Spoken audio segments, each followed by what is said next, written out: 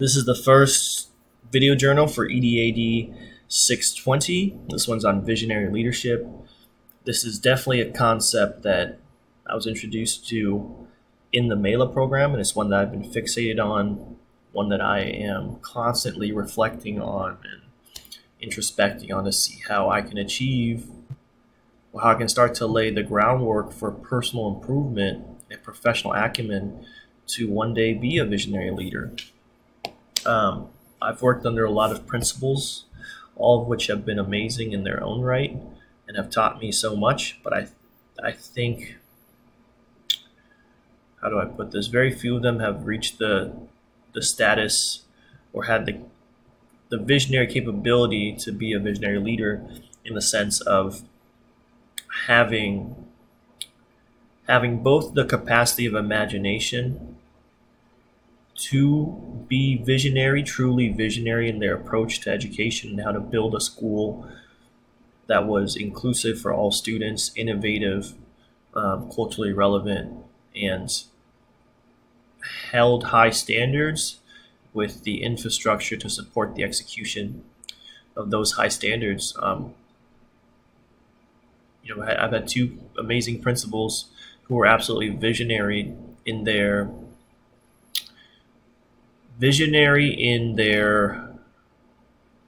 desire, for lack of a better word, for their vision of what the school could be, but they suffered impediments and obstacles on the execution end, whether it came to bureaucracy and red tape from the district and central office level, to toxicity in culture or lack of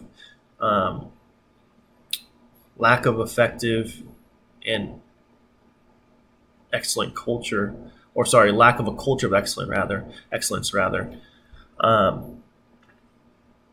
for the ISTEs, being a visionary leader calls for having a very clear mission and vision that can not only be articulated, but internalized and executed, inspiring, facilitating that shared vision, doing that leadership groundwork of having an audience that buys into your vision, is excited by your vision, and invested in the execution of your vision is,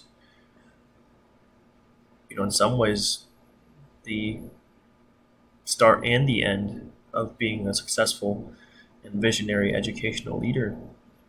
Engaging in an ongoing process to develop, implement, and communicate technology-infused strategic plans, I feel, is something that most schools these days, at least through, I guess, in lip service and on paper, espouse to do. I know the schools I've worked at have all been STEAM-focused schools, and there were a lot of great innovations and pathways for technology integration, whether that be one-on-one Chromebook technology, online curriculum,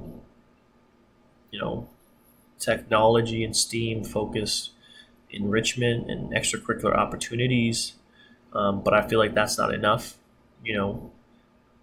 Technology is just a tool, right? It's up to the wielder of the tool and the outcomes for the use of the tool that really make that tool effective or dangerous or useless. So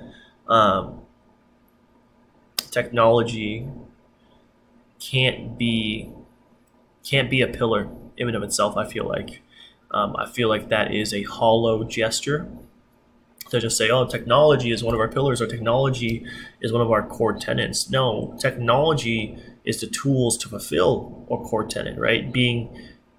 If your school is a STEAM school and you want to create mathematical or engineering-minded thinkers, then you can use technology. If you want to immerse students in technology to help them navigate the world and make sense of the patterns, biases, opportunities, relationships they're going to face in a 21st century world, then yes, technology is a tool for that.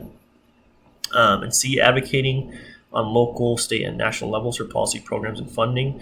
I feel like as a principal anywhere, you're going to have to do that. Maybe not at the national level, but definitely at the local and state level, regardless if you are um, a charter or a district school, because ultimately you are held accountable to the Office of Education at the state level.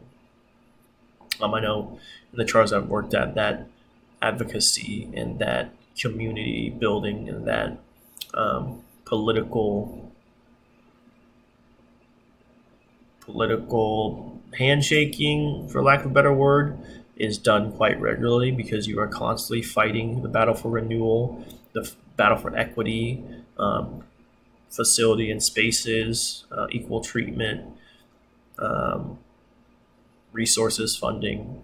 So those are my thoughts on visionary leadership.